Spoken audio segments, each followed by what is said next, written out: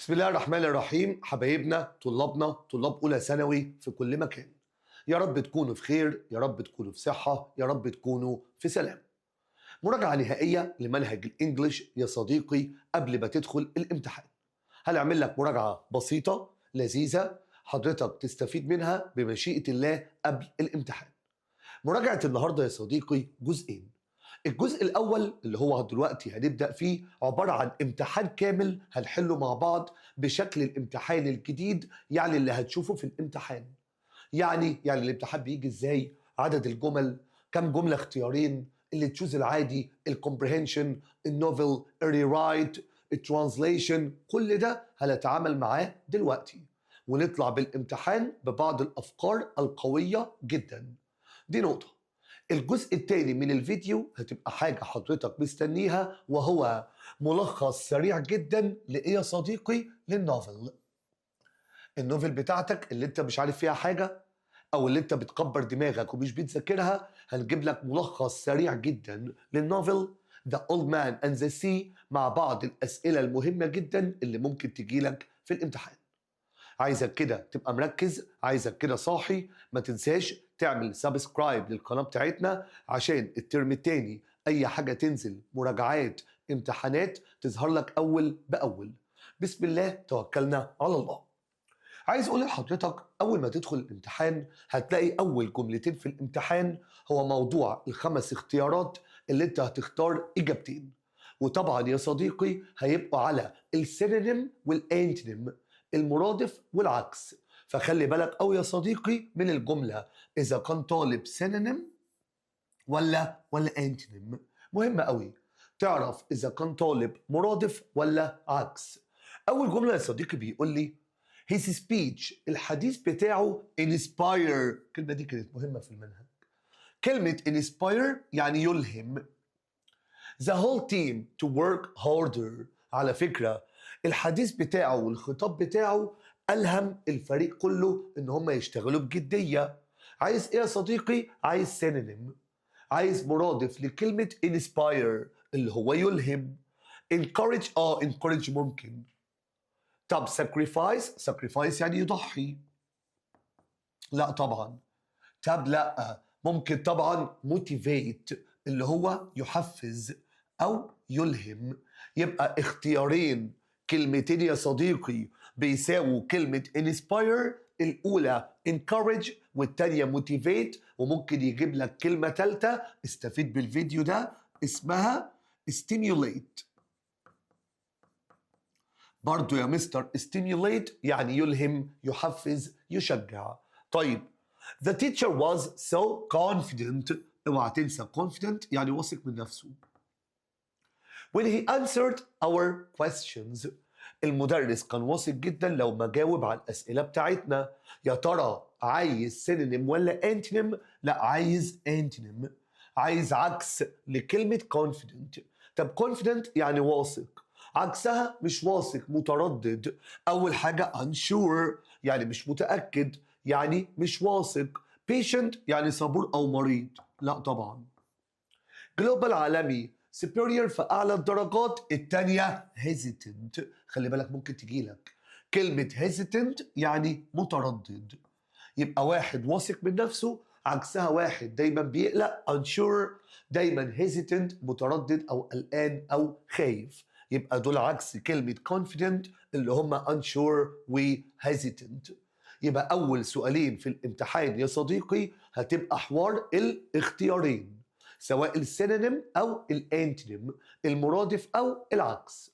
بعد ما بيخلص يا صديقي أول سؤالين بيدخل على التشوز العادي اللي هم 4 اختيارات وحضرتك بتختار إجابة واحدة. هنا بيقول لي The country is proud of يعني فخور، خلي بالك من حرف الجر.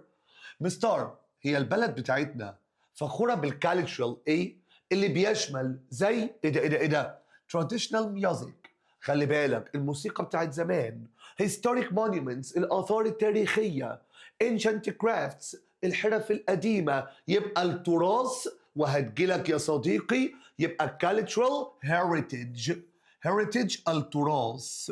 على فكرة عايز اقول لك على كام حاجة مهمين هنا قوي. اولا كلمة heritage التراث. أمال الميراث؟ لا، الميراث يا صديقي اسمها inheritance. كلمة الميراث inheritance. يبقى كلمة inheritance الميراث. يبقى heritage التراث، inheritance الميراث. بقية الكلمات في المنهج ومهمين قوي. يعني أنا بقول لك أهو والله ممكن الكلمة دي تجيلك. saplings يعني الشتلات. يعني إيه يا مستر شتلات؟ يعني young trees يعني الأشجار الصغيرة. في المنهج ومهمة جدا. يبقى كلمة heritage راجع معايا وركز في الأفكار دي. ربنا كريم، ربنا كريم، ممكن تلاقيها في الامتحان. يبقى heritage التراث، inheritance الميراث، saplings اللي هي الشتلات يعني الشجر الصغير اللي الفلاحين بيبدأوا يزرعوه. كلمة rumors يعني إشاعات. واحد طلع إشاعة وبيدمر الريبيوتيشن، السمعة جاية بعد شوية. كلمة outcome يعني ناتج أو محصلة. هقولهم مرة كمان لأنهم في المنهج ومهمين. كلمة outcome ناتج أو محصلة. كلمة rumors الإشاعات. كلمة saplings شجر صغير، شتلات young trees. كلمة heritage التراث. أما كلمة inheritance الميراث. طيب التانية before applying for the job. خلي بالك ممكن دي أصلا تيجي في الامتحان. apply for تاني apply for يتقدم لوظيفة.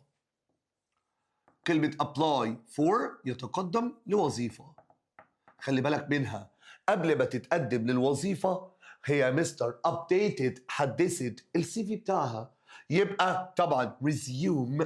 قلنا resume اللي هي سي في اللي هي يا صديقي سيرة ذاتية. خلي بالك قوي يا صديقي بالكلمة دي. كلمة resume اللي هي سي في السيرة الذاتية. طيب أمال كلمة slogan يعني شعار. خلي بالك يبقى resume اللي هي السيرة الذاتية. خلي بالك من حروف الجر. proud of فخور بيه. يتقدم لوظيفة apply for. apply for. طيب during the storm أثناء العاصفة the village القرية كانت إيه؟ from the rest of the region كانت معزولة. يبقى isolated. isolated منعزل. isolated منعزل. مستر هي بقية الكلمات. كلمة magnificent يعني رائع أو مبهر. ده كلمة magnificent. كلمة reliable موثوق فيه. دايما لما تحب تاخد معلومات من على الانترنت أو حاجة أونلاين اختار sources مصادر تبقى reliable يعني موثوق فيه أو يمكن الاعتماد عليه. كلمة sustainable مهمة. sustainable مستمر أو مستدام. كلمة sustainable يعني مستمر أو مستدام. خلي بالك من heritage. خلي بالك من saplings. خلي بالك من resume. خلي بالك من slogan. خلي بالك من isolated راجع معايا منعزل. خلي بالك sustainable يلا يا سوسو اللي هو مستمر أو مستدام. reliable موثوق فيه. magnificent رائع أو مبهر. الجملة دي مهمة أوي أوي أوي. الريستورانت المطعم ده عنده ايه؟ for serving delicious food ان دايما الاكل بتاعه لذيذ قوي ودايما بيقدم excellent service خدمه ممتازه. يبقى ليه سمعه. طالما سمعه يا مستر يبقى reputation مهمه قوي قوي. كلمه reputation يعني سمعه. يبقى سمعته عاليه قوي. يبقى ليه سمعه كبيره جدا.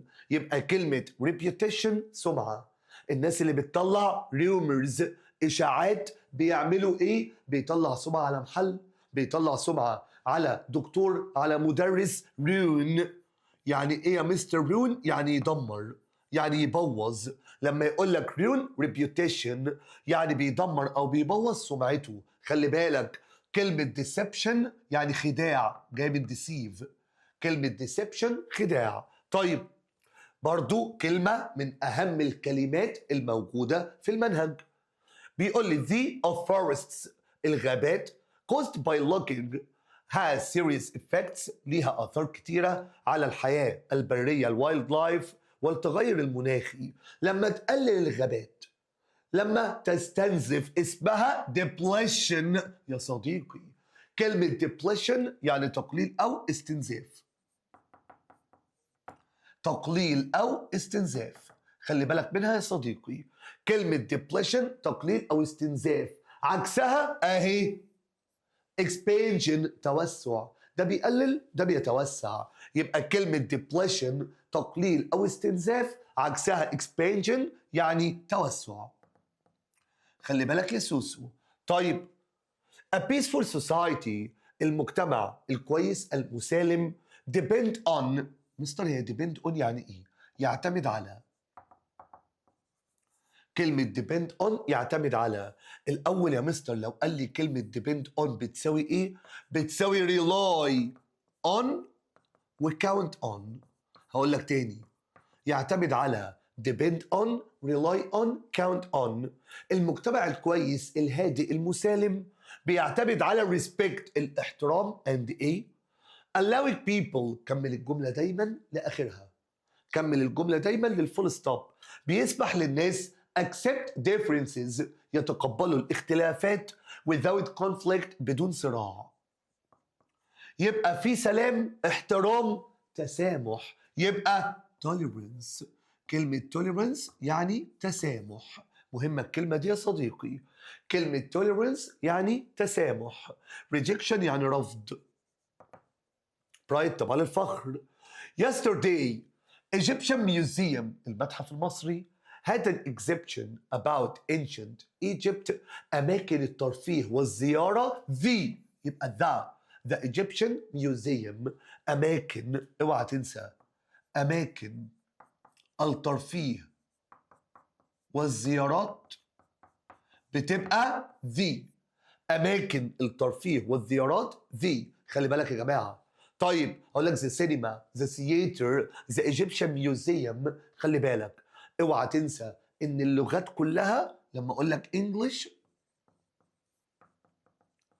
no article ما بتاخدش أداة.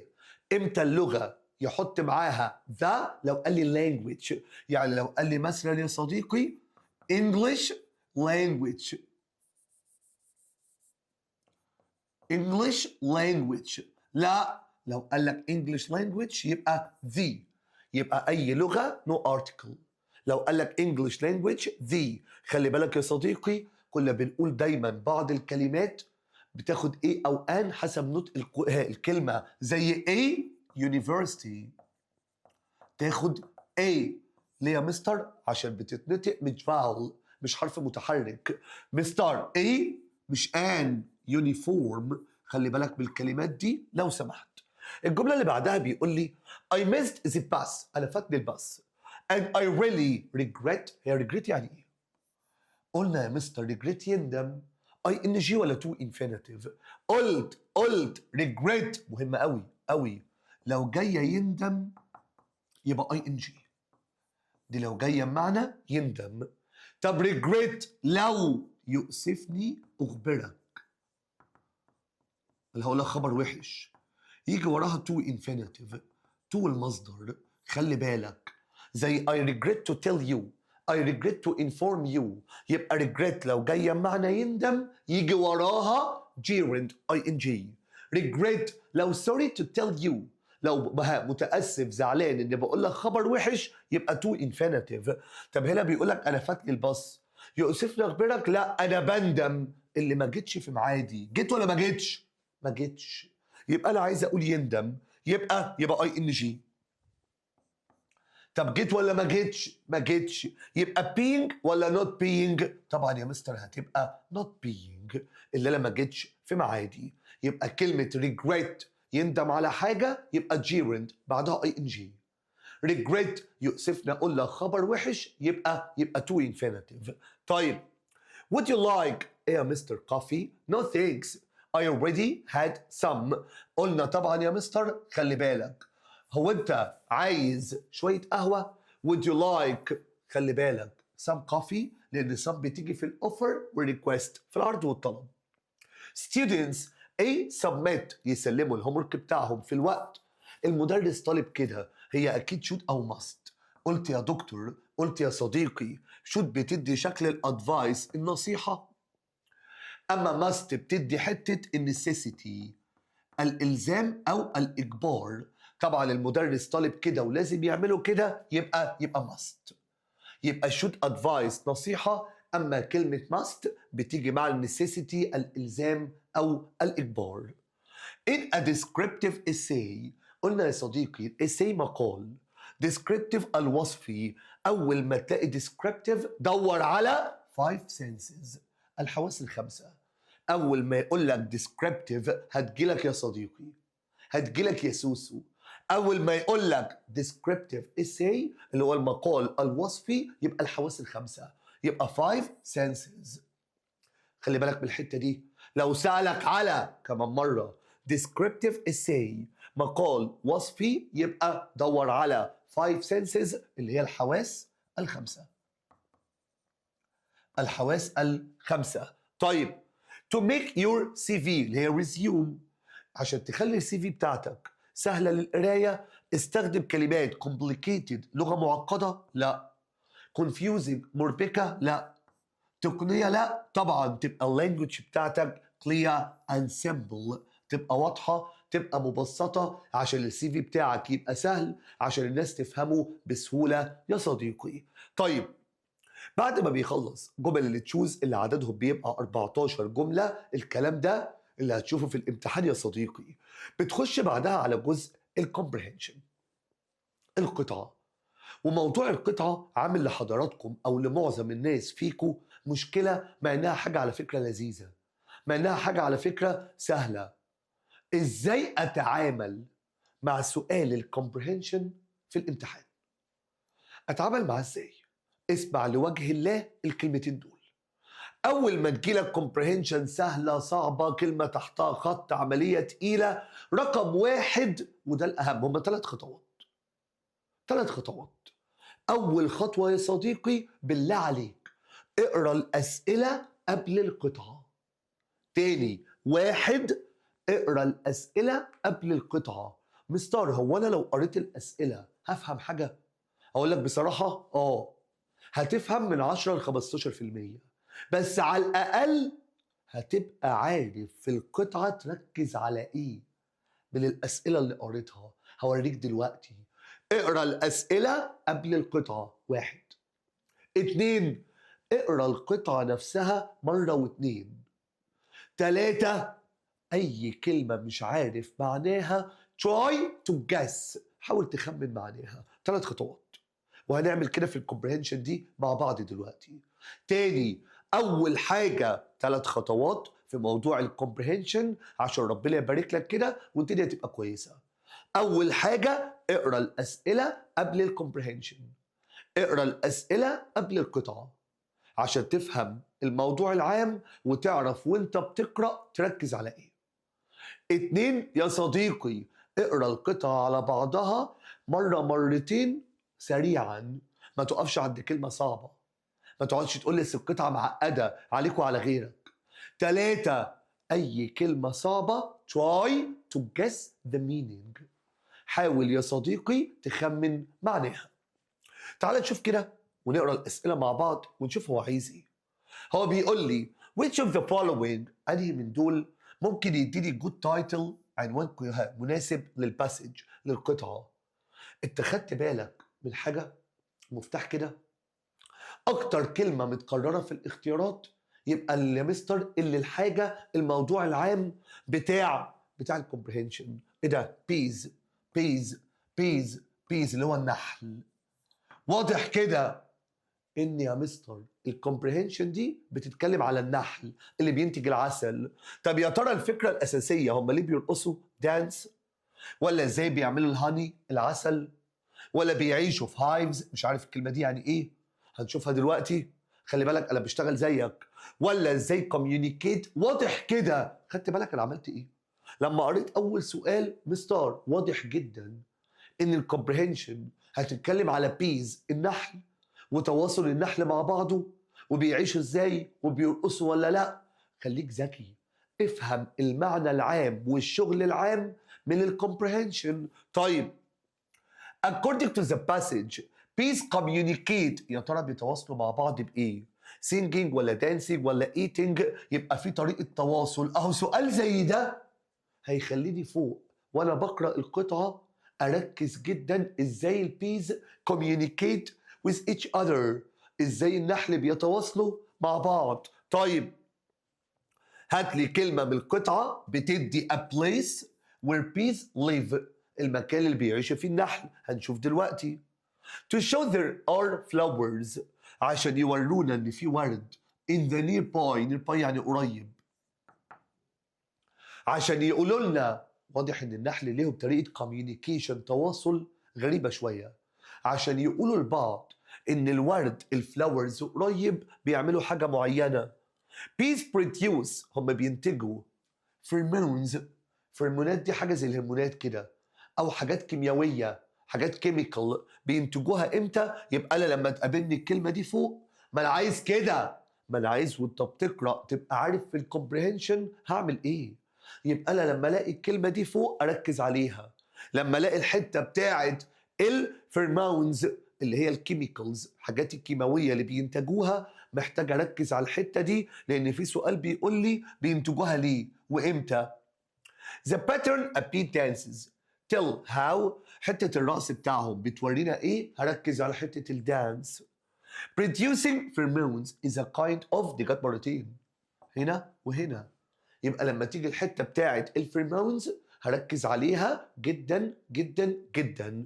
خدت بالك يا صديقي إيه اللي حصل دلوقتي؟ والله لما قريت الأسئلة أنا خدت حوالي 10-15% من المجمل بتاع الكومبريهنشن. مش بس كده، ده اللي عرفت فوق على فكرة قبل ما أقرأ القطعة أنا هركز على إيه؟ أنا هركز على طريقة التواصل بتاعت البيز بعضها ببعض. واحد، أنا هركز يا صديقي على إزاي بيتواصلوا مع بعض وبيعيشوا فين.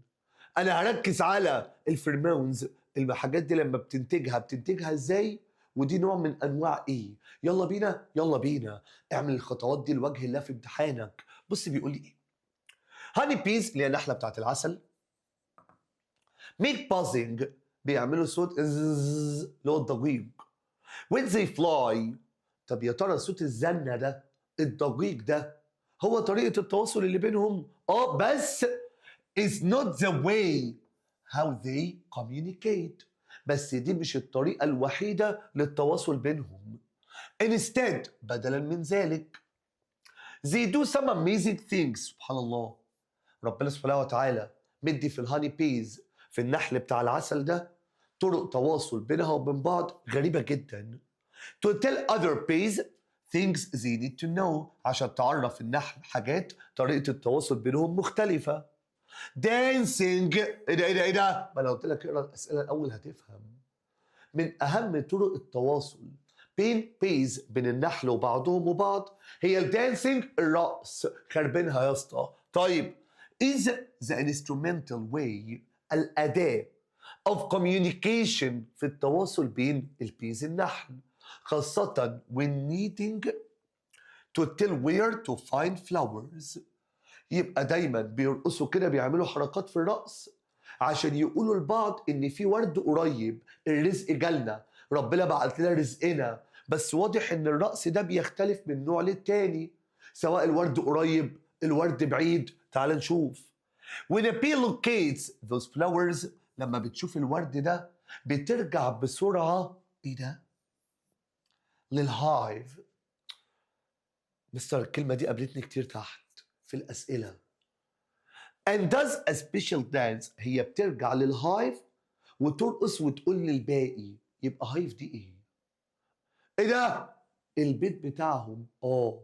يبقى كلمة هايف اللي هي يا مستر خلية النحل. يا صديقي، يا سوسو، كلمة هايف اللي هي خلية النحل.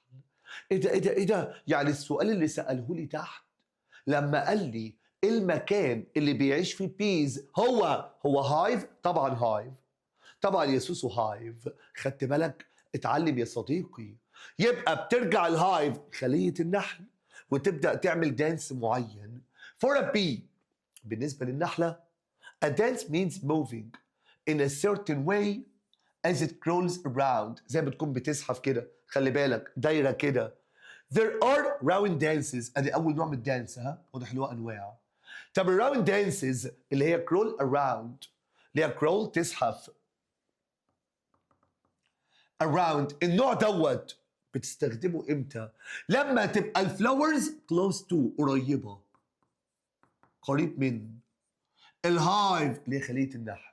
يبقى أول نوع من الدانس ركزي اللي هو الراوند دانسز، اللي هي مستر بتعمل كده وتزحف وبتاع، اللي هو لما يبقى الورد قريب كده. يلا يا جدعان اجروا، في ورد قريب.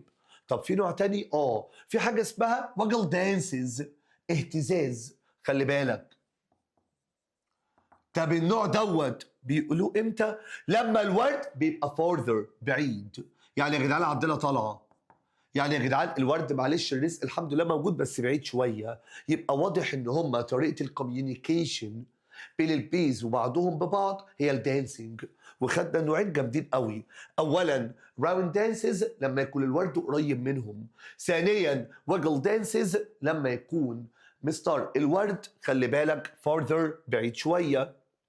Peace dances are not the only way a bee communicates by. على فكرة هو مش بس طريقة التواصل سواء الصوت اللي بيعملوه أو الدانسينج، لا ده كمان بيفرزوا إيه ده اللي جت عليها سؤالين تحت، فيرمونز، اللي هي الفيرمونات اللي هي حلها قال لك كيميكالز. ده كان في سؤال تحت يا اسطى، ده كان في سؤال تحت اللي هي ايه موضوع الفيرمونز ديت. هي عبارة عن كيميكالز، كيماويات، حاجات كده كيميائيه زي الهرمونات. طب يا مستر بيفرزوها امتى؟ ما هو سالني تحت. if an animal like a bee يعني دب approach يعني يقترب. خلي بالك لو في حيوان زي الدب قرب منهم بيبداوا سبحان الله يا جماعه، يبدا جسمهم يفرز الكيميكالز ديت، يبدا يا مستر يطلع الكيميكالز الفيرمونز ديت. طيب اول ما بيطلع الهرمون ده other bees، ده علامه تحذيريه، دي بتحذر بقيه النحل. يا جدعان في شبح جاي، يا جدعان عندنا طالعه، اتجمعوا. الاذر بيز اول ما بيحسوا بالفيرمونز ديت هوب هوب هوب هوب كده في خطر، علامه تحذيريه. عرفوا اللي فيه ان انيمال، حيوان ايه از threatened. يعني ايه يا مستر threaten؟ يعني يهدد. في حد بيهدد. فاكر يا صديقي الهايف، بيتنا، حياتنا، خلية النحل بتاعتنا، بيبدأوا كلهم أول ما يحسوا بالفيرمونز دوت يبدأوا يتجمعوا هوب هوب هوب في خطر يا صديقي. يبدأ الكل start to fly out، كله يطير ويجري ويحاول ايه to sting يعني يلدغ، يحاول يعض الحيوان ده يلدغه، سكيع عشان يخوفه، عشان يبعدوا على الخلية بتاعتهم. سبحان الله. يبقى كده يا مستر فهمنا من الكومبريهنشن طريقة الكوميونيكيشن بتاعت البيز. عرفنا النوعين بتوع الدانس، وعرفت النوع ده لما يبقى الورد اللي هو الراوند قريب، والوجل لما يكون الورد بعيد. وعرفنا كمان ان فيرمونز ديت حاجات الكيميكالز بينتجوها لما يكون في ثريت او دينجر، خطر او تهديد، وبيبدا يا صديقي ان يفرزوا الحاجه دي، يتجمعوا ويدافعوا عن الهايف، خليه النحل بتاعتهم، ويروقوا الحيوان اللي داخل باللدغ عشان يبعدوه عن الهايف، خليه النحل. اقسم بالله طريقه تحفه. قريت الاسئله، فهمت 10 15%، رحت للكومبريهنشن، حاولت اترجم، قريتها، حاولت اترجم الكلمات الصعبه من الاسئله عرفت الاسئله بيلعب على ايه بالظبط. زي حته المكان اللي بيعيشوا فيه اللي هي هايف، زي كلمه يا صديقي الحته بتاعه الفيرمونز بينتجوها امتى وبيستخدموها بايه كده يا صديقي. بفضل الله بعد ما قريت الكومبريهنشن خش بقى على الاسئله. انا كده جاهز يا صديقي، انا كده مستعد للاسئله، يلا بينا يا صديقي. طيب تعال نشوف الاسئله يا صديقي. اول سؤال اللي كان بيقول لي انا عايز تايتل، عنوان للكومبريهنشن ديت. هل why do bees dance؟ ليه بيرقصوا؟ how can bees make honey؟ ازاي بيعملوا عسل؟ بجاب سيره العسل. ولا قال لي بيرقصوا ازاي غير في جمله او جملتين، هو عايز الفكره العامه. bees live in hives، عايشه في خليه النحل. طبعا يا مستر العنوان المناسب لما كان بيتكلم ازاي البيز كوميونيكيت.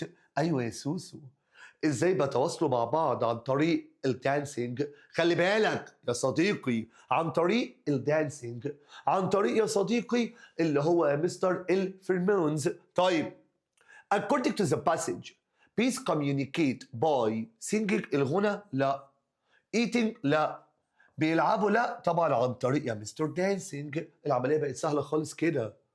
from the passage المكان اللي بيعيشوا فيه البيس خلية النحل يا سوسو اللي هي هايف. اوعى تنساها يا صديقي، كلمة هايف اللي هي خلية النحل. كلمة هايف اللي هي خلية النحل. To show there are flowers in the nearby. ايه ده عشان يقول لك ان في ورد قريب. هو يا مستر بيعملوا ايه؟ قلنا يا مستر الورد القريب. تعالى نرجع كده، تعالى نرجع كده، وحلوه قوي في الاسئله ترجع لما قال لي يا مستر اللي هو راوند دانسز اللي هم كرول. كلمه كرول اللي هو يزحف around، يبقى طبعا يا مستر اول اجابه كرول around. حد فاكر الفيرمونز اللي هو يا مستر في خطر، في تهديد، بيستخدموه وبيفرزوه لما they find flowers؟ لا، find flowers بيرقصوا. they defend ممكن بيدافعوا عن نفسهم. they attack هم اللي بيهاجموا الحيوان؟ لا، ده الحيوان اللي بيهاجم وهم defend. they dance طبعا لا، يبقى يا سوسو when they defend themselves لما يكونوا بيدافعوا عن نفسهم من أي أنيما زي البيع، الدب. The pattern a bee dance tell هو الرقص ده بيستخدموه في إيه؟ عشان يقول لك الفلاورز كتير أو قليل؟ لا، يقول لك الفلاورز الورد fast or slow سريع ولا بطيء؟ لا. high or low عالي ولا واطي؟ لا. طبعا قريب ولا بعيد؟ near or far لو قريب ليها نوع معين من الدانسينج، ولو far بعيد برضو ليهم نوع معين من الدانسينج. producing pheromones قلنا حاجة كيميائية chemical communication. ده بالنسبة يا صديقي لحوار الكومبريهنشن. وقلنا اقرا الأسئلة الأول، اقرا القطعة مرة مرتين، وحاول تخمن المعاني الكلمات الصعبة. والمرحلة الأخيرة إن حضرتك لازم وانت بتحل ترجع للقطعة. طيب بيجي لي جملتين translation ترجمة، واحدة من انجلش لعربي وواحدة من عربي لانجلش. احنا ماشيين الامتحان مع بعض بنفس الترتيب. بيجي في الترانسليشن في الترجمة جملتين يا صديقي، واحدة من انجلش لعربي واحدة من عربي لانجلش. اهم حاجة واسهل طريقة واسلم طريقة لجزء الترانسليشن الترجمة الاستبعاد. الاستبعاد يعني ايه يا مستر استبعاد؟ يعني شوف كل جملة الغلط فيها واستبعدها. ويا سلام يا صديقي، يا سلام يا ولا، لو في حتة الاستبعاد ديت عملت ايه؟ تبقى بطل قوي. ان حضرتك وهوريك ازاي لما بتستبعد جملة يا جماعة، حط خط على الكلمة الغلط واعمل عليها اكس وعلى الجملة كلها. تاني، حط خط على الكلمة الغلط اعمل عليها اكس وعلى الجملة كلها. اشمعنى؟ عشان حضرتك تبقى بتحل وبتراجع في نفس الوقت. يعني ايه؟ يعني يا مستر لو ما حطيتش الخط ده هفهمك دلوقتي، لما تيجي تراجع هتضطر تقرا الجملة بالاختيارات من الاول تاني. تعال افهمك. Egypt is in need of major economic reform يعني إصلاح اقتصادي. مصر في حاجة لإصلاح اقتصادي. مستر مصر في حاجة هنا بيقول لي ليست مصر بحاجة. ما ينفعش، هي مصر بحاجة. طيب أنا بحط خط على كلمة ليست مصر بحاجة وبعمل عليها إكس وعلى الجملة كلها. عارف لما أجي أراجع الجملة دي مش هقعد أقرأ الجملة وأبص في الاختيارات تاني، بس أنا مش فاكر حالتها إزاي. لا، وجود الخط ده وأنت بتقرأ وبتراجع في ثانية هتعرف اللي أنت استبعدت الإجابة الأولى عشان حتة ليست مصر بحاجة ودي غلط. طب التانية إن مصر بحاجة إلى إصلاحات اقتصادية. خلي بالك هنا بيقول لي ستكون، لا هو ما قاليش فيوتشر على فكرة، هو ما قاليش مستقبل، هو ما قاليش will be، يبقى ستكون برضو غلط. اتبقى لي بي ودي. مصر بحاجة إلى إصلاحات اقتصادية كبرى. ليه يا مستر؟ to restore، مهمة الكلمة دي، يسترجع أو يسترد. عشان تسترجع أو تسترد it's pioneering role، دورها الريادي. خلي بالك which require، وده بيتطلب all the Egyptians، كل المصريين to be more positive and productive، إن يبقوا يا مستر أكثر more positive، خلي بالك أكثر إيجابية وإنتاجية في الاتنين المتبقيين بي ودي. هنا أكثر هنا أقل، ما ينفعش يا صديقي أقل، يبقى الإجابة بتاعتي طبعا letter B. خدت بالك أنا عملت إيه؟ هقول لك تاني. سؤال الترانزليشن يا صديقي عبارة عن استبعاد، عبارة عن استبعاد. استبعد ايه يا مستر؟ واستبعد ازاي يا حبيب قلبي يا حبيبة قلبي؟ حط خط على الكلمة الغلط، اعمل عليها اكس وعلى بقية الجملة. عارف يا جماعة الجملة زي دي لما اجي اراجعها، هو انا ليه اخترت بي؟ ايوه ايه غلط؟ عشان بيقول لي ليست مصر في حاجة، مفيش ليست. ايوه سي غلط عشان قال لي ستكون، خلاها فيوتشر وهي مش فيوتشر. مستار الاخيره غلط عشان قال لي اقل وهي مور، هي اكثر. الاستبعاد يا سوسو، حط خط على الكلمه الغلط، اعمل عليها اكس وعلى الجمله كلها. طب الجمله الثانيه، الترانزليشن الثانيه، ان ممارسه الرياضه بتساعدنا على ايه؟ على مقاومه الامراض.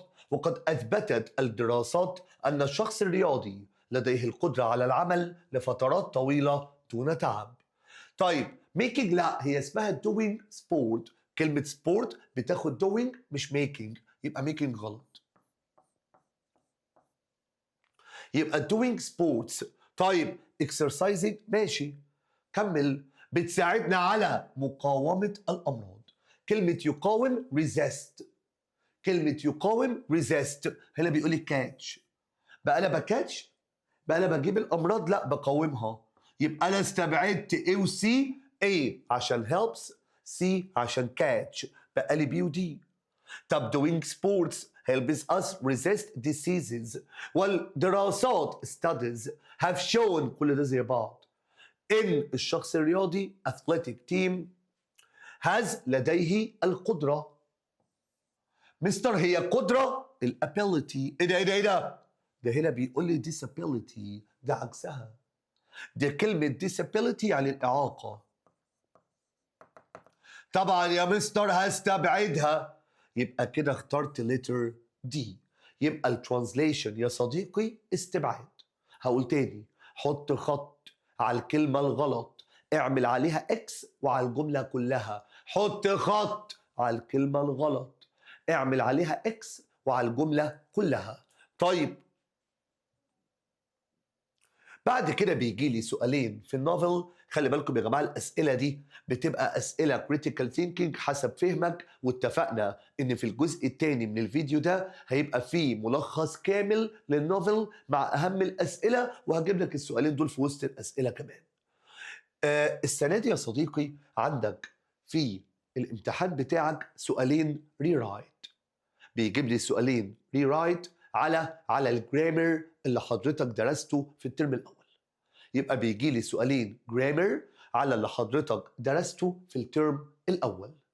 طبعا مهم جدا في سؤال الري رايت ان حضرتك تاخد بالك اذا كانت الكلمه كابيتال ليتر ولا سمول ليتر. اشمعنى؟ لان لو كابيتال ليتر غصب عنك لازم تجيبها في اول الجمله. طب لو سمول ليتر اي مكان غير الاول، يبقى في الجملتين بتوع الري رايت. خلي بالك مهم جدا تاخد بالك اذا كانت الكلمه اللي بيقول لي استخدمها اذا كانت كابيتال ليتر ولا سمول ليتر. كابيتال ليتر في الاول، سمول ليتر اي حته غير الاول. تعال نبدا. اول جمله بيقول لي while doing my homework، لما كنت بعمل الواجب My little brother اخويا الصغير came to ask. هي while لو مفيش فاعل حط ing. طب عايز as. هي as دي يا مستر كانت بتساوي while وكانت بتساوي just as. هي while و as و just as دي يا مستر كان قاعدتها ايه؟ كان بيجي وراها اللونج اكشن، الحدث الطويل اللي خد وقت، اللي هو كان الباست كونتينيوس. بتحط السبجكت الفاعل وتستخدم الباست كونتينيوس اللي هو was aware والاي ان جي. طب والناحيه الثانيه يا مستر هو ده بنسميه اللونج اكشن، الحدث الطويل. الناحيه الثانيه شورت اكشن، الحدث القصير اللي قطع، اللي هو يا مستر بيبقى يا صديقي past simple، ماضي بسيط. بيبقى يا صديقي past simple. طيب انا هشيل while وكده كده بيديلي as capital letter، فهقول له as. ايه يا مستر خلي بالك هنا بيقول لي my little brother came to ask me، يبقى انا كنت بعمل الواجب، يبقى as I ما لازم اجيب فاعل، as لازم وراها فاعل. عايز بعد كده الباست continuous يبقى اتحلت. يبقى as I was doing my homework، لما كنت بعمل الواجب ادي اللونج اكشن، ادي الحدث الطويل، ادي الحدث اللي خد وقت.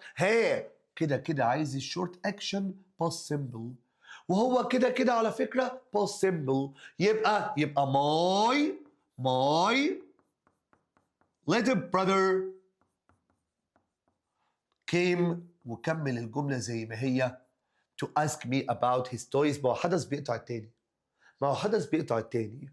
يبقى as I was doing my homework. خلي بالك my little brother came to ask me about his toys. خلي بالك من حاجة إن while لو الحدثين، خلي بالك من الحتة دي افتكرها، لو while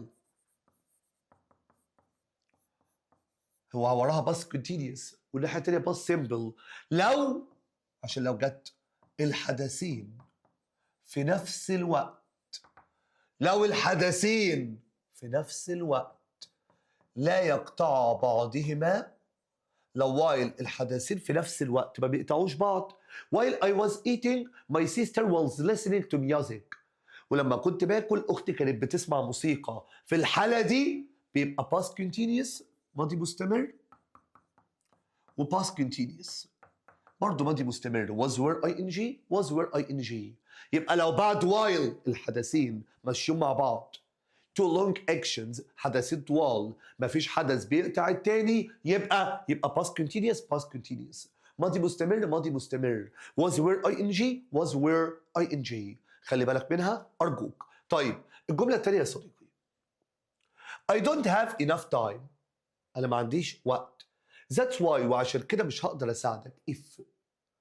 لو يا جماعة طبعا capital letter، ركز في الحتة دي. يا جماعة دايما لما بيجيبها في rewrite بيجيب أكتر في الحالة التانية والتالتة. لو لقيت الجملة present استخدم حالة تانية، لو لقيت الجملة present استخدم حالة تانية، لو لقيت الجملة past استخدم حالة تالتة. هقول لك تاني قاعدة if لو جت في rewrite يا صديقي، الامتحان بعد ساعات يا صديقي، قاعدة if لو جابها في rewrite طبعا هو مديها لي capital letter يعني في الأول. طيب خلي بالك من حاجة، دايما بيجيب يا صديقي الحالة التانية أو التالتة. ممكن بس أفكرك بسرعة، هي حالات if كانت إيه؟ هي الزيرو الأولى،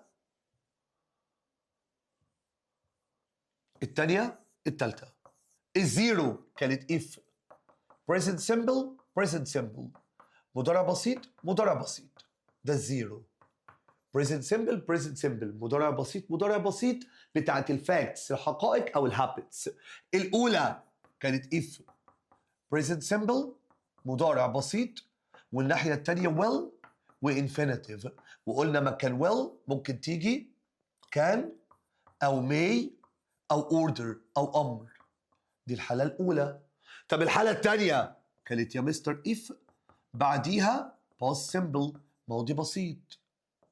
والناحية التانية يا مستر.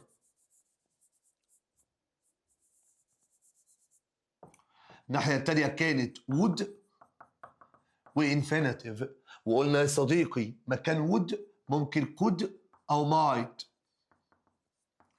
الحالة التالتة كانت if يا مستر بعديها past perfect يعني had والبي بي. طب والناحية التانية يا سوسو كانت would have والبي بي. would have والتصريف التالت. طيب دايما يا مستر لو لقيت الجملة present يبقى حالة تانية past يبقى حالة تالتة، وفي الريرايت بالذات لو هتستخدم تانية أو تالتة لو مثبت خليه منفي. لو مثبت خليه منفي، ولو منفي خليه مثبت. هقول تاني، دايما في الريرايت في قاعدة if حالة تانية وتالتة. لو مضارع يبقى حالة تانية، لو ماضي يبقى حالة تالتة. اوعى تنسى الحتة دي يا سوسو، اوعى تنسى الحتة دي يا سوسو، ان لو مثبت في الريرايت يبقى منفي، ولو منفي يبقى مثبت. طب تعالى نشوف الجملة ديت وكاتبين الحالات وفهمناها واعرف اشتغل ازاي. بيقول لي I don't have enough time that's why I can't help you. هي الجملة present، طالما يا صديقي الجملة present يبقى حالة تانية، والحالة التانية لو مثبت يبقى منفي، ومنفي يبقى مثبت. والحالة التانية يا صديقي اللي هي past simple ماضي بسيط، والناحية التانية would والمصدر would وinfinitive. هو بيقول لي أنا معيش فلوس كفاية وعشان كده مش هقدر أساعدك. لو كان عندي فلوس كنت ساعدتك. أي حاجة من الروابط في الريرايت شيلها. أي حاجة من الروابط شيلها. يعني إيه؟ يعني that's why، يعني therefore، يعني so، يعني because شيلها. طيب هنا يا مستر عايز حالة تانية. if I نفس اللون أحسن. if I شيل النفي، وعايز past simple يبقى have ولا had؟ يبقى had. if I had enough time، if I had enough time hey مستر شلت that's why. I منفي ينزل مثبت برضه. I would، طب بتخليها could عشان هنا جايب كان. I could help you. الجملة خلصت، الجملة اتحلت. يبقى يا صديقي if I had enough time I could help you. if I had enough time I could help you. خلي بالك منها أرجوك. يبقى فوق يا سوسو. يبقى قاعدة if في rewrite قلت يا مستر دايما بيجيبني استخدم حالة تانية أو تالتة.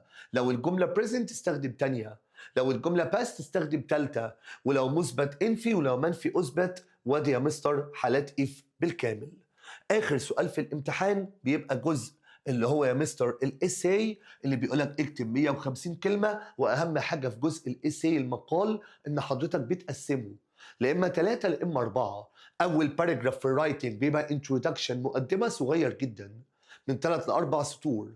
تاني باراجراف والتالت البادي الموضوع، والأخير برضو صغير جدا كونكلوجن. لو قسمته ل4 باراجراف الاساي كل واحد من الأربعة لما تبدأوا سيب مسافة كلمة في الأول. ما تنساش تبدأ بكابيتال ليتر.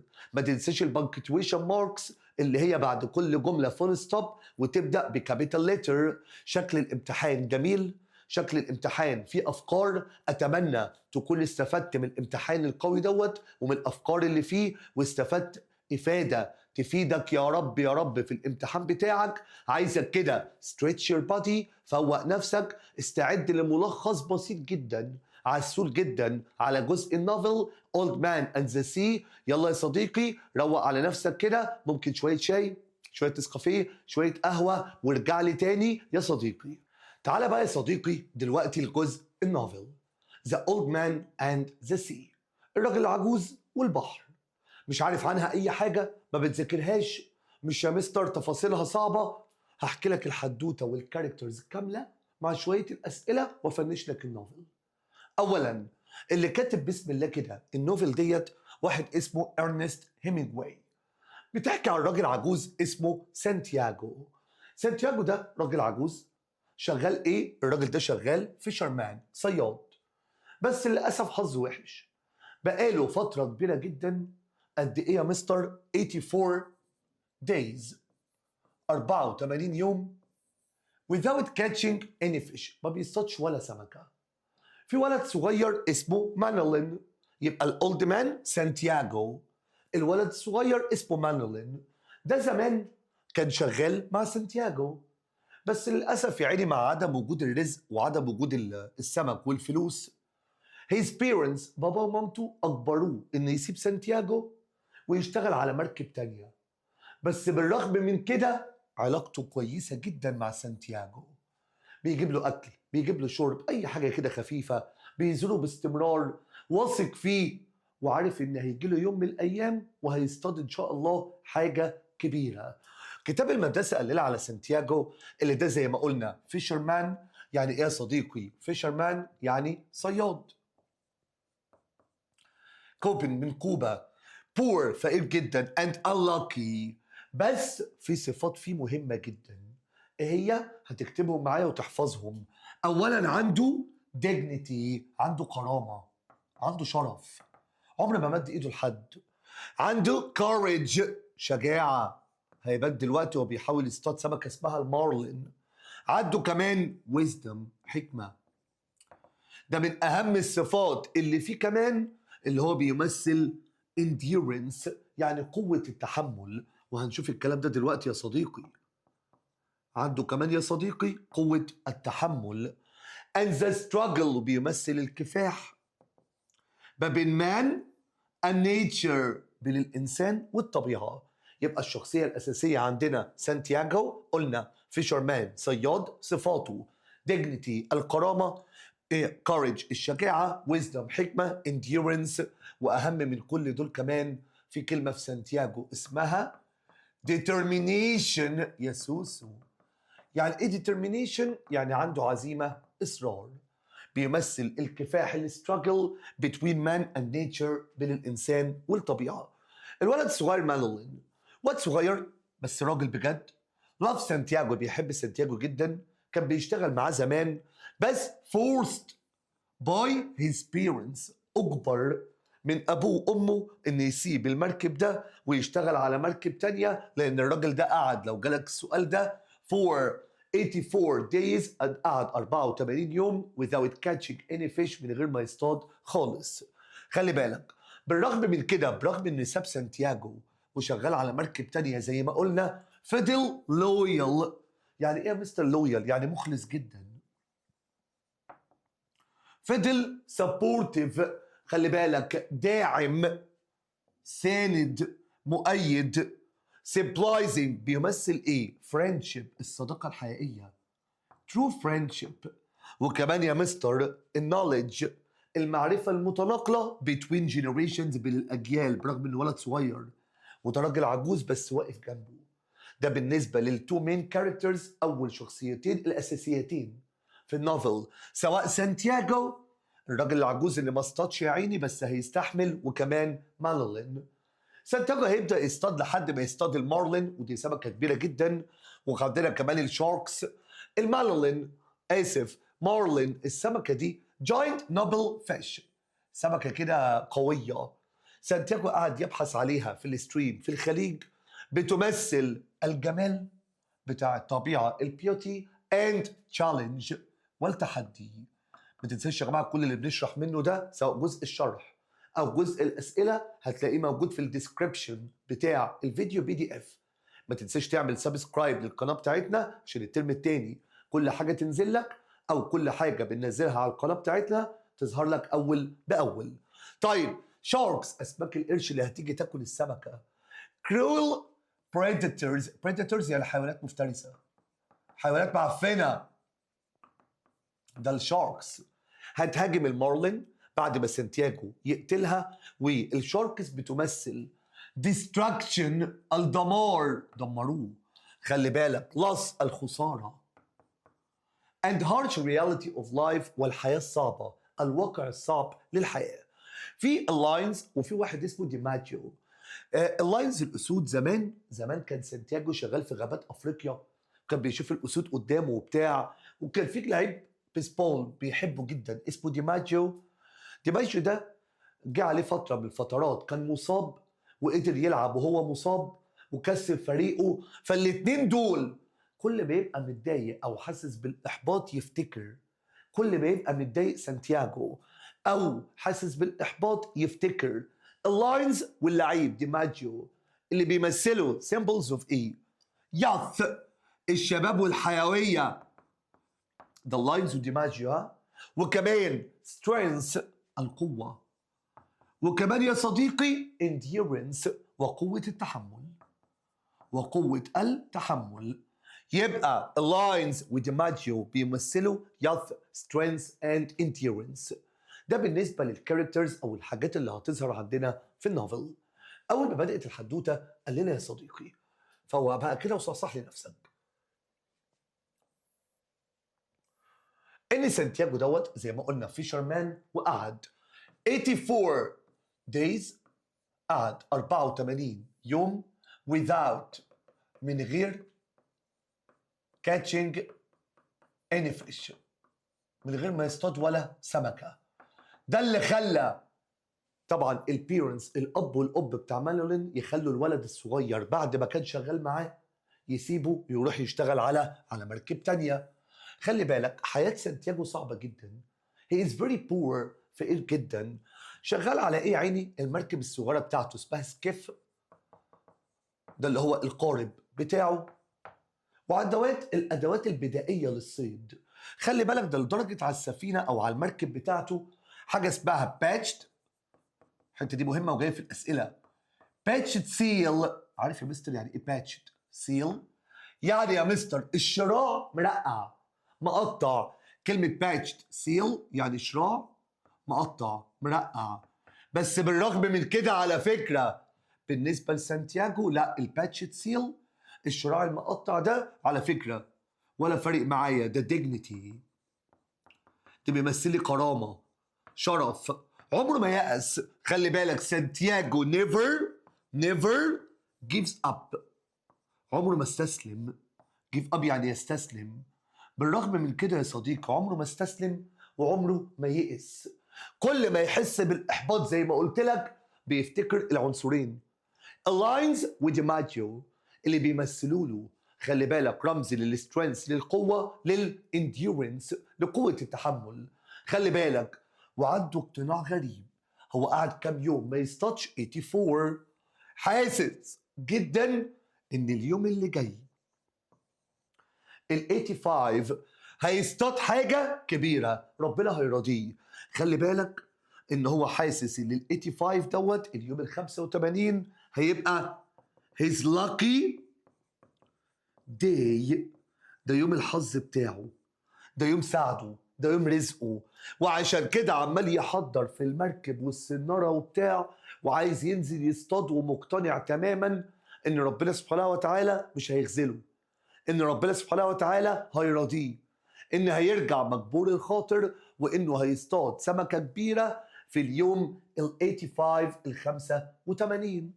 خلي بالك بالنسبة للأذر فيشرمان الصيادين، ما هي القرية أو المكان اللي هو عايش فيه كله صيادين، بعضهم بيبصوا له بحاجتين، ساعات ريسبكت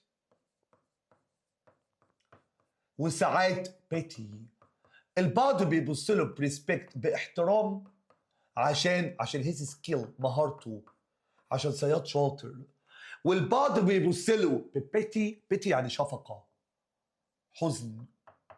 طب ليه يا مستر؟ طبعا عشان هيز باد لك، حظه الوحش، ان واحد صياد يا جماعه ينزل كل يوم لمده 84 دايز ولا يوم يصطاد. العمليه صعبه، العمليه مش اسهل حاجه، محدش يستحملها، وده راجل عجوز وكبير في السن، بس هو على درايه ومقتنع. نقول تاني ان اليوم ال 85 هو اللاكي داي، هو يوم حظه، هو يوم سعده، وربنا هيرضيه.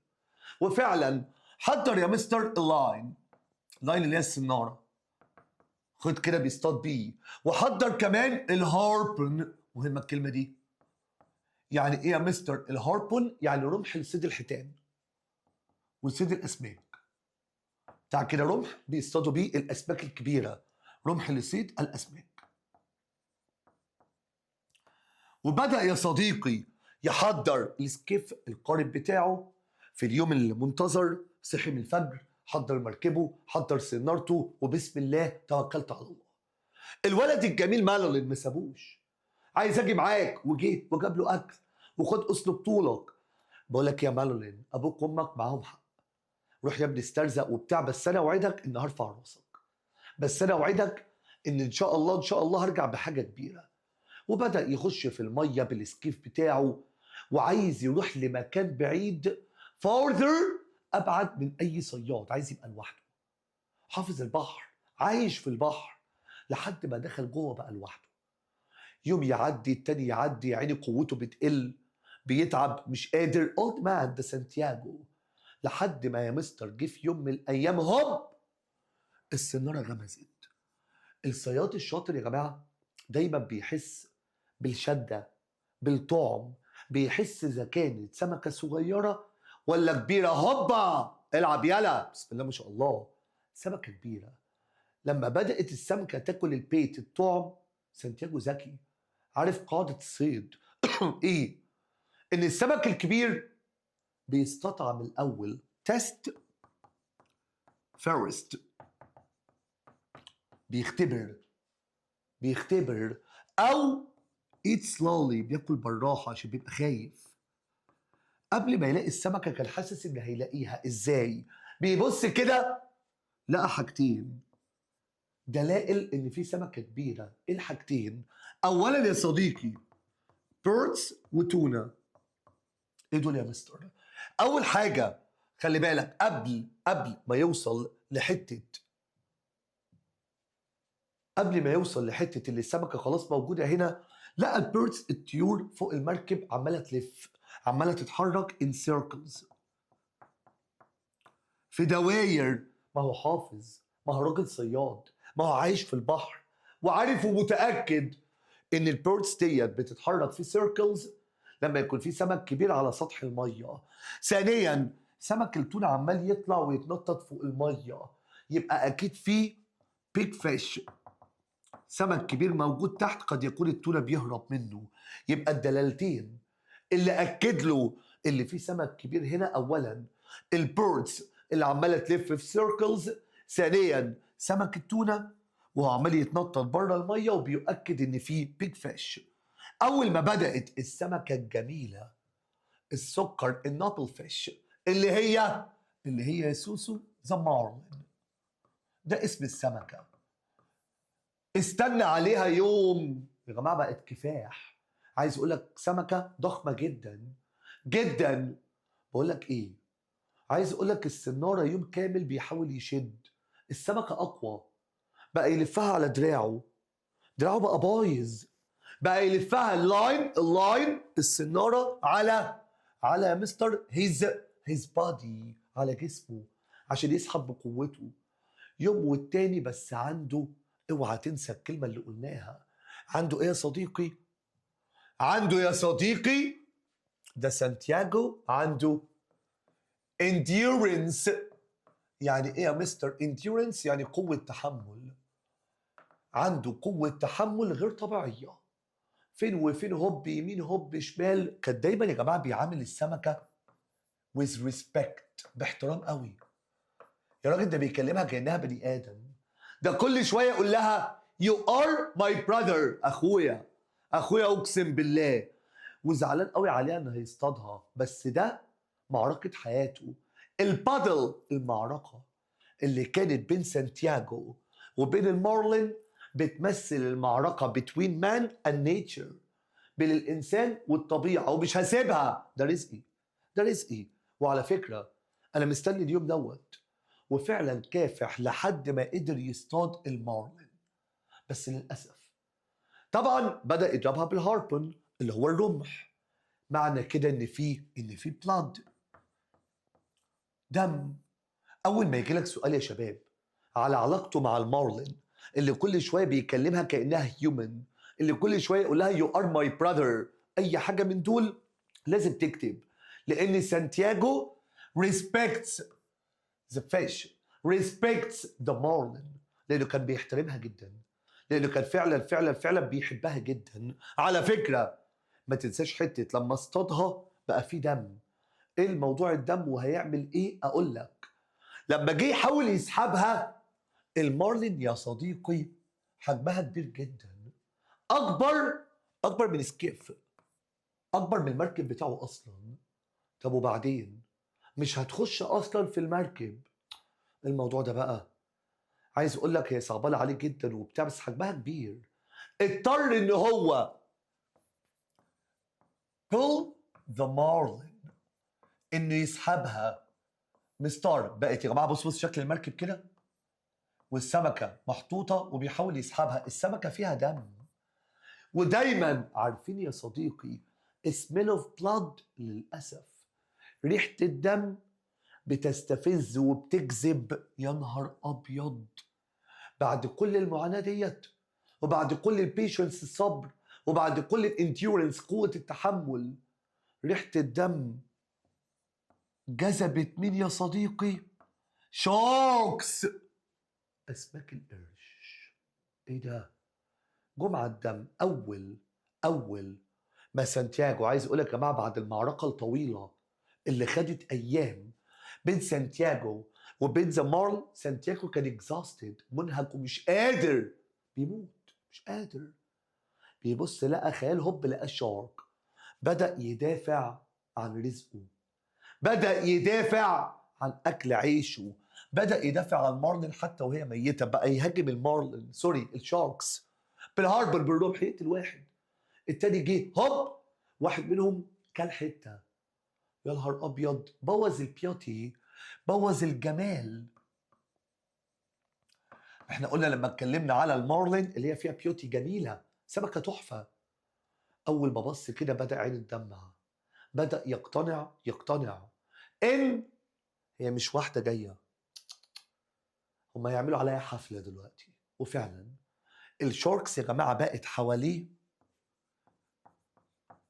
everywhere. يا نهار أبيض، هجوم القرش من كل اتجاه، هجوم القرش من كل الاتجاهات عليه، لدرجة الهاربون اتكسر، بقى يمسك البتاع بتاعت المركب ويضرب بيها ويحاول يقتل بيها. بس للأسف بعد المعركة التانية، أول معركة بين سانتياغو كانت مع المارلين، بس اصطادها، بس نجح في المعركة، بس الاستراجل، الصراع والكفاح ما زال مستمر. المعركة التانية مع البريديتورز، مع المفترسين، مع اللي ما بيرحموش، اللي هم يا صديقي الشاركس. ما قدرش، وللأسف المرة دي الشاركس هم اللي كسبوا، كلوا المارلين كلها. اتبقى منها ايه يا صديقي؟ يا نهار ابيض، البقى يا صديقي اللي اتبقى من المارلين هي، صدق زعلت، سكيلتون، الهيكل العظمي بتاعها، الهيكل العظمي. عايز اقول لك،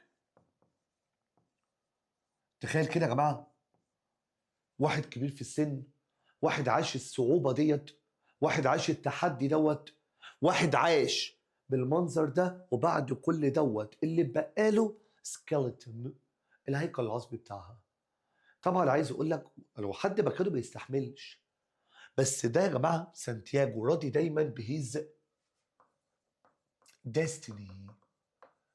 يعني ايه يا مستر ديستني؟ يعني القدر او المصير بتاعه.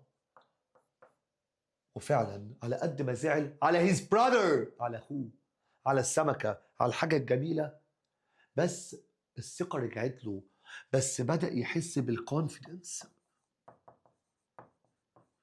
يعني ايه يا صديقي كونفيدنس؟ يعني الثقه. عارف يا مستر، خلصت الحدوته لما كلوا الشاركس، لما كلوا المارلين. كل شويه لما كان بيكتئب كان بيفتكر اللاينز، كان بيفتكر ديماجيو، حاجات اللي بتمثل له سترينث، قوه، حاجات اللي بتمثل له ياث، شباب. بس في اللحظه دي زعل قوي.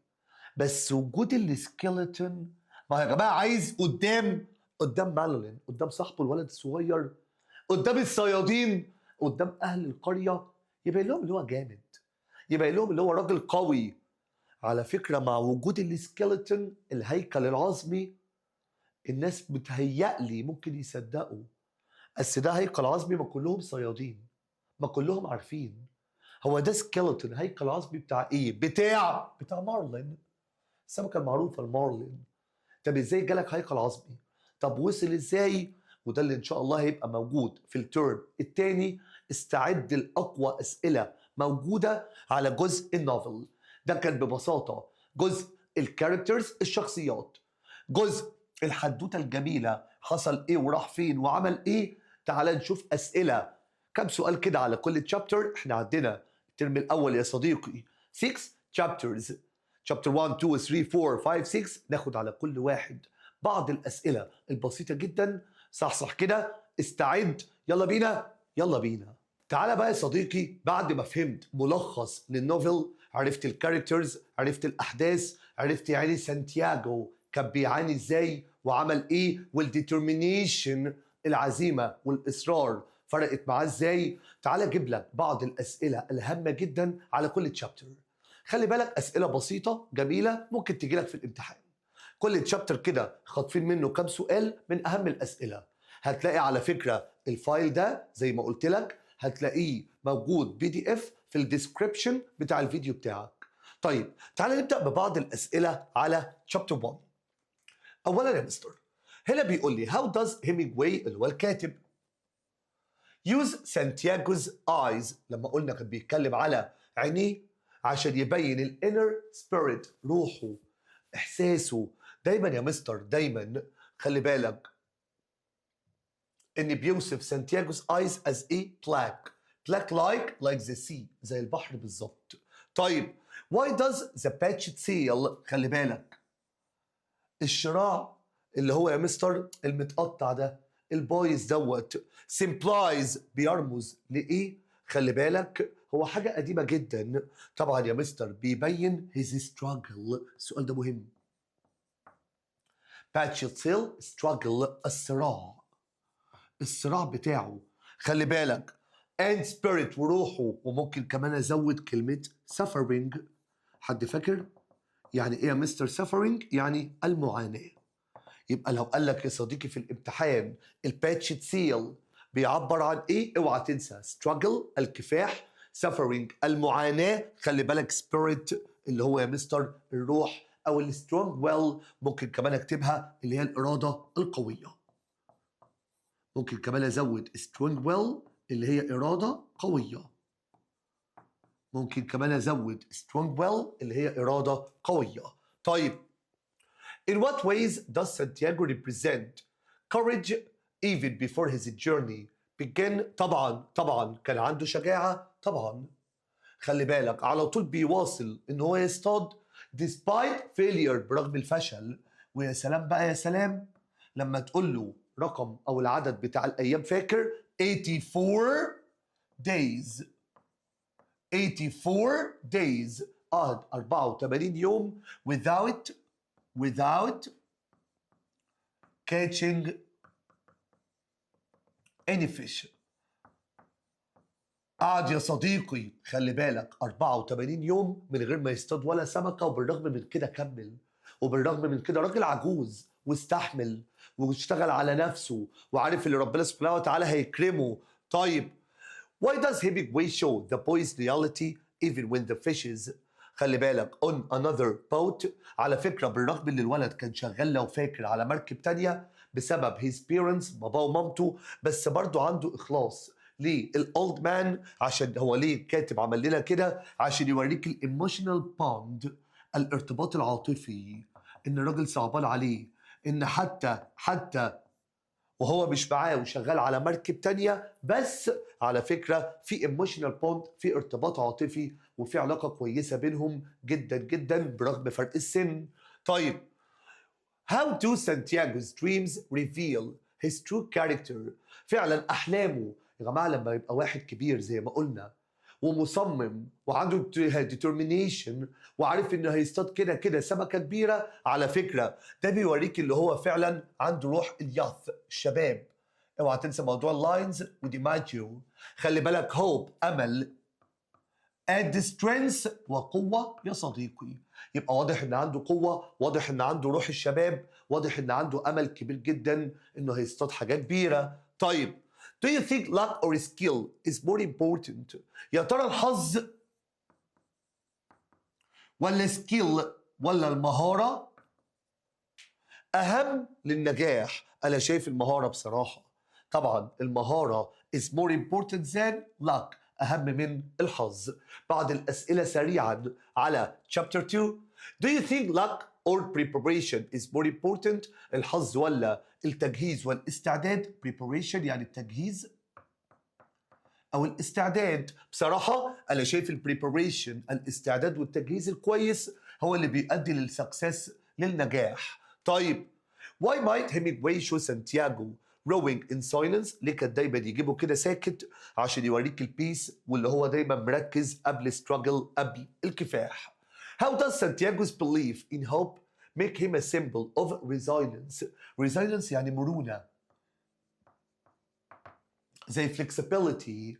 بقول لك ايه يا صديقي، هو اعتقاد سانتياغو بالامل وبتاع، خلي بالك هو رمز للمرونه والقوه، لان خليته دايما قوي برغم الهاردشيبس. هاردشيبس يعني الصعوبات. ممكن بدل ما تقول هاردشيبس تقول كلمه challenges. يعني ايه يا مستر تشالنجز؟ التحديات. خليته قوي كده وجديد بالرغم الصعوبات والتحديات اللي كانت بتواجهه.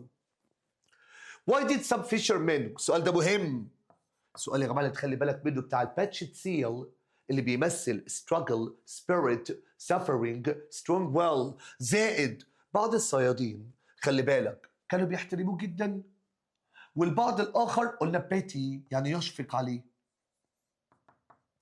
طبعا respect عشان his skill، عشان مهارته وعشان صبره وعشان عزيمته.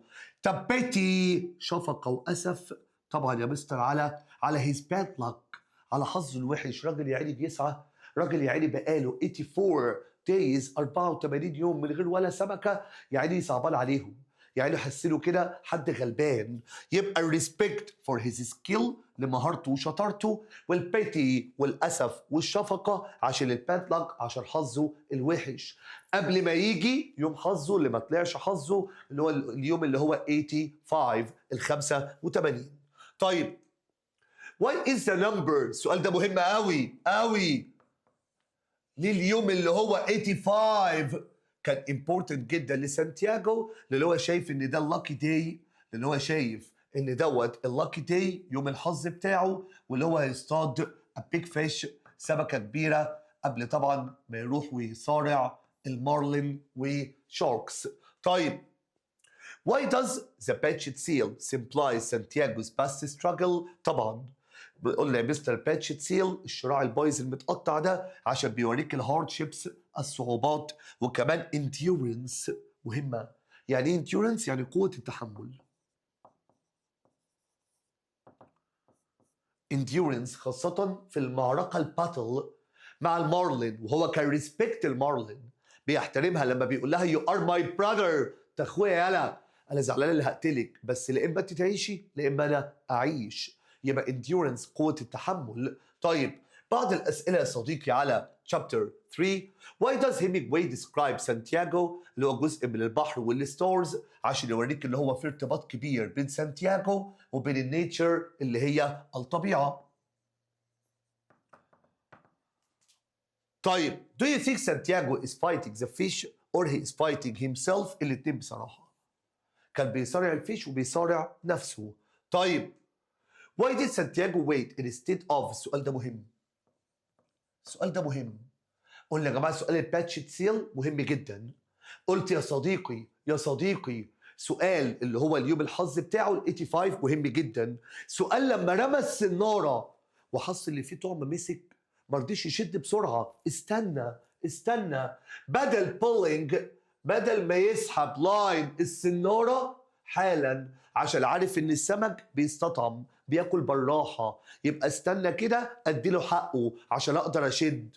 طبعا because he knew big fish، السمك الكبير eat slowly، خلي بالك بياكل بطيء، او test at first، بيختبر الاول، بيدوق الاول، وبعد كده هو عايز هاك، يصطاد، هاك يعني الخطاف، يصطاد properly بشكل مناسب، عايز يطلع السمكه كده وما تروحش منه، مش بعد كل التعب ده الدنيا تروح وتبوظ، خلي بالك. طيب السؤال ده مهم جدا، ليه استنى بدل ما يسحب اللاين في مره واحده؟ طيب How does the bird فاكر الطيور اللي كانت عند سانتياغو خلي بالك بتورينا ايه وخاصة قلنا اللي هي كانت بتلف in circles ان في سمك كبير وعلى السيرفس على سطح المية سمك قرب دلالة reference اللي فيه سمك طبعا the bird circles كانت بتلف في دواير and dive in the water بتورينا ان في سمك قريب من السطح وفي سمك كبير قريب من السطح يبقى fish are near the surface ان في سمك كبير على سطح الميه يعني رزقك جه يعني ربنا سبحانه وتعالى بعت لك رزقك طيب وات داز التونه فاكر قلنا لما قعدنا نلاقي التونه كده عماله تنط معناها ايه معناها اللي هي خايفه معناها ان في حاجه اكبر قد يكون maybe a big fish ممكن تبقى سمكه كبيره خلي بالك على السيرفس على السطح why does Santiago call the fish السؤال ده مهم قوي قوي قوي قوي ليه دايما كان بيقول لي السمكه my brother عشان طبعا يا مستر respect لانه بيحترم السمكه and strength وقوتها اللي هي طبعا المارلين طبعا لانه بيحترم السمكه وقوتها ودايما بيحس راجل متربي زي ما قلنا في البحر طول حياته صياد في البحر بيحس بديب كونكشن ارتباط عميق وقوي بينه وبين السمكه سؤال الباتشت سيل الشراع مهم سؤال يوم الحظ ال 85 سؤال ليه ما شدش السناره مره واحده واستنى على رزقه عشان عارف ان السمكه بتاكل ببطء وبتختبر الاول سؤال البيردز الطيور والسيركلز سؤال اللي ليه يا مستر كان بيطلق على الفيش ماي براذر عشان ريسبكت نسبه الاحترام عشان بيحترم السمكه وكمان its strength والقوه بتاعتها خلي بالك يا صديقي سؤال التونه اللي كانت بتنط عشان في سمك كبير خلي بالك على سطح الميه chapter 4 how does the sea serve as both a setting of danger and stage of glory البحر مكان للخطر ومكان للجلوري لعزه للشرف طبعا اولا يا مستر دينجرس خلي بالك هو خطر جدا مع وجود الشاركس اسماك القرش وكمان ده المكان اللي سانتياغو اثبت his greatness العظمه القوه والعظمه لله وحده لما قدر يصطاد المارلين why does Hemingway الكاتب شو سانتياغو speaking to the fish كانها human كل شويه يقول لها my brother كل شويه يوجه لها عبارات كانها بني ادم طب ليه يا صديقي؟ قلنا عشان في كونكشن عشان في ارتباط كبير جدا جدا جدا بينه وبين السمكه and he respect and the respect والاحترام اللي بيحترمه للفيش للسمكه للمارلين and its strengths والقوه بتاعتها. طيب يلا يا دكتور in what way does the fish symbolize both an opponent and a partner؟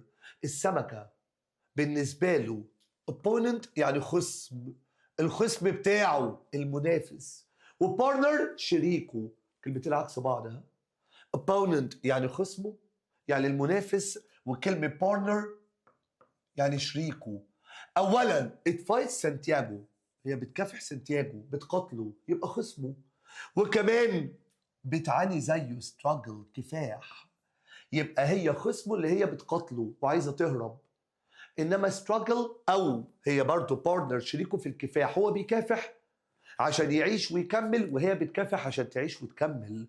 طيب how does Santiago's endurance قلنا endurance يعني قوة التحمل highlight the theme of human resilience المرونة والاستحمال طبعا بتوري لنا الإنسان يقدر يستحمل على فكرة حتى لو في great pain طول حياتك كلها يا صديقي مليانة تقلبات ياما هتشوف وياما هتقابل وياما هتعاني من great pain من ألم ووجع بس الجدع اللي يبقى عنده endurance قوة تحمل تستحمل تيجي على نفسك الإنسان اللي بيجتاز مرحلة الصعوبات لسه صغيرين ياما هتشوف اللي بيوصل بمشيئة الله وربنا يكرمه اللي بيتحمل اللي بيستحمل اللي بيجي على نفسه حبتين ده اللي ربنا بيقف معاه ده اللي ربنا بيكرمه خلي بالك يا صديقي. طيب what does the Marlins leap symbolize in the story؟ طبعا يا مستر الكفاح والدوران ومعاناة السمكة بتورينا البيوتي الجمال، الباور القوة وسبيريت اوف لايف وروح الحياة. Why is admiration الإعجاب for the fish important in understanding Santiago's character اللي طبعا بيورينا اللي هو بيقاتل with honor not hate. خلي بالك. طيب أسئلة chapter 5. Why does Santiago mean by saying الجملة دي مهمة قوي والسؤال ده مهم. سانتياغو يا صديقي كان قصده إيه؟ لما قال حتة Your death gives me life موتك بيخليني أعيش It costs me my soul وبتكلفني حياتي.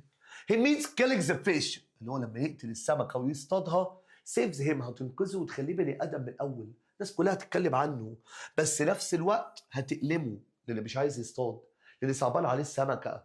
طيب How does this chapter mark both victory حلو قوي السؤال ده يا جماعة. الكفاح بتاعه victory وتراجيدي. victory انتصار نصر، tragedy مأساة. حبيبي victory انتصار tragedy مأساة for Santiago. طبعا he won the battle كسب المعركة ضد مين؟ ضد المارلين. هو أولا كسب المعركة ضد المارلين بس خسر بيس اند سترينث خسر قوته. وكمان يا مستر لما جت الشاركس وكلت طبعا المارلين واللي بقى منها السكيلتون. How does Hemingway blend كان بيخلط pride and sorrow الفخر والأسف. هو حاسس إنه كسب بس حاسس في نفس الوقت إنه lonely وساد وحيد وحزين.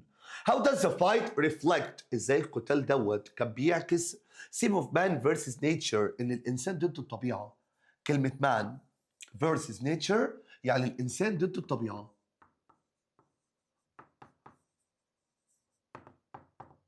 كلمة man versus nature الإنسان ضد الطبيعة. طبعا بتورينا كفاح الإنسان ضد قوة الطبيعة. طبعا كفاح الإنسان المتمثل في سانتياغو، قوة الطبيعة اللي متمثلة في القوة بتاع المارلين. خلي بالك يا صديقي. طيب Why does Hemingway describe the marlin as a majestic and noble؟ طبعا اللي هي حاجة كده قوية اللي هي بتستاهل deserves respect not hate مش الكراهية. What does Santiago's statement They will not believe me suggest about human achievement؟ لما شاف كده قال مش هيصدقوني اللي اصطادت المارلين ومحدش هيصدق بعد ما اتاكلت منه بعد ما الشاركس جت وخلصت عليها. people ده بيورينا الانسان دايما البني ادمين دعوت بتشك في المجهود لما يروح يحلف لهم والله عملت وسويت برضه مش هيصدقوه. دايما الناس بتشك طبع البني ادم great effort الجهد العظيم اللي انت بتعمله محدش بيصدق يا صديقي برغم اللي هم الا لما بيشافوا بروف اثبات او دليل. البني ادم كده عشان اقول على حد كويس وحد عمل مجهود لازم اشوف بروف او ايفيدنس دليل او اثبات قدامي. طيب اخر تشابتر يا صديقي. In what way is Santiago's battle with sharks different from his battle with the marlin؟ طبعا معركته مع المارلين كانت نابل شريفة انما الشاركس خلي بالك كانت desperate يائسة مش قادر يعمل برغم لو فاكر قاعد يحاول يقتلهم بالهاربون ويستخدم كل ما أوتي من قوة ومن معدات في السكيف في المركب الصغير بس ما قدرش عليهم. Why does Santiago still call the marlin his greatest friend حتى بعد ما ماتت بيقول عليها اللي يا صاحبي كل شوية أول ما يقول لك المارلين ديت صديقه صاحبه brother أخويا يلا يبقى بيمثل الريسبكت اللي هو بيحترم قوتها and spirit. طيب do you think Santiago's fight against the sharks was hopeless or heroic؟ يا ترى كانت يائسة ولا بطولية؟ لا بطولية لأن على فكرة he never gave up عمره ما استسلم. يا جماعة ما يبقى واحد عجوز ومركب قد كده والشاركس من كل حتة وما استسلمش ويقتل ده ويخبط ده وبتاع العملية كانت صعبة. طيب how does Santiago's hope in the boy give meaning to his suffering؟ طبعا أمله في الولد اللي هو مانولين خلي بالك كان بيهديه كان بيروق عليه شوية كان يا مستر بيقلل his suffering المعاناة بتاعته. قال لي طبعا للي بيديله الكومفورت راحة وده سبب اللي يفضل عايش. الجزء الأخير How do the sharks symbolize destruction؟ الشاركس بتمثل الدمار مقارنة من ability بالشرف بتاع المارلين، لأن هم دمروا الجمال، إنما المارلين العظمة والقوة. آخر سؤال: Why does Hemingway empathize endless nature of Santiago's struggle to show that true strength؟ هو اتهزم في الآخر، بس القوة الحقيقية معناها never giving up. لا استسلام في حياتك. أتمنى من ربنا سبحانه وتعالى تكون استفدت بالفيديو دوت. استعد كويس يا صديقي للامتحان.